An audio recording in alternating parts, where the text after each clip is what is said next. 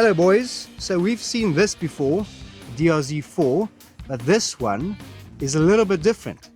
Got a pipe and some nice tires on it, so now, can this now be classified as a dirt bike? What do you say? I think absolutely. I was quite surprised taking this off-road, and it's rather capable. A few little minor adjustments you need to do on the settings. Luckily you can turn off the ABS and stuff, and then we played around with the throttle responsiveness, and then I'd say you just reduce the responsiveness a little bit on the slippery gravel. It is quite slippery today, and wow, it's fully capable. So if you want to commute with the bike, it's perfect for that. Or if you want to go on a weekend warrior and go ride with your mates, you can do that as well. So I think one bike that does it all, this might be the new bike to have. Nice, Suzuki's done a good job. For sure. And Mr. Enrico, I saw you getting some airtime on this thing. Please tell me, is that what this is made for? Because I don't think it is. Well, I didn't know it was a whole conversion. They told me that this is the motocross version of it. Many years now that they put the motocross tires and they changed the supermoto tires. I got some airtime and a crash. The thing about this is it has ABS, like you mentioned, and it is important to turn that off maybe on the motocross. Like it's a bit slick today, so on the inside turns and ruts and stuff, you can turn the front off apparently and the back, and it's got different mapping for the throttle response, which is really nice for the dirt.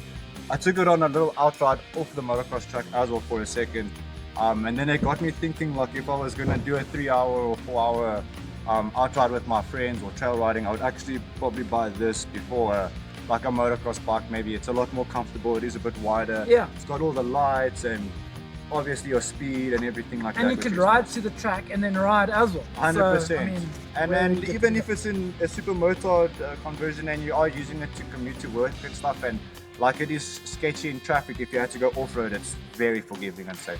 So yeah.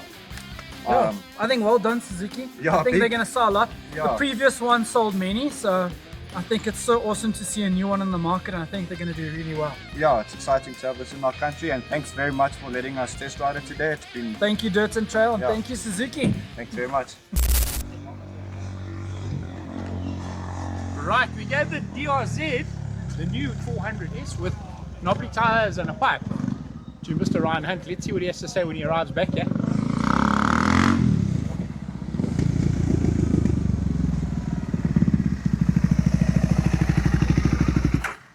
Slightly different to what you're accustomed to.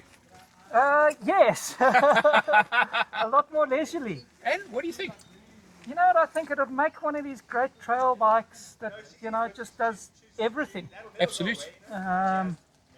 You know, I don't know if you want to go and race it. I don't know if that's what it's designed for, but Not at all. I think if you want to go do some trail riding through the farms, do some passes, go up Sani Pass type of thing. Exactly. Imagine towing this thing to Eastern Transvaal and just going riding the forest roads and things. And the man, beauty of a small bike like this is when you hit the rocks and you hit the ruts and things, you simply don't feel it, you know. Where on a bigger adventure bike, perhaps it becomes a bit of a chore. Yeah, I mean, I got into some sand out there, and it's easily manageable, Yeah. you know. So Suzuki has built a bike that is easy, and I think that's the right word for it. Yeah. You haven't ridden the standard one, but that pipe sounds the berries, eh? Oh, the pipe sounds, sounds very nice. And I've got to tell you, it brings it to life. Like you Yeah. know, Tristan will agree. He's nodding in the background there. But, oh, thank you, Ryan. We always appreciate your opinion.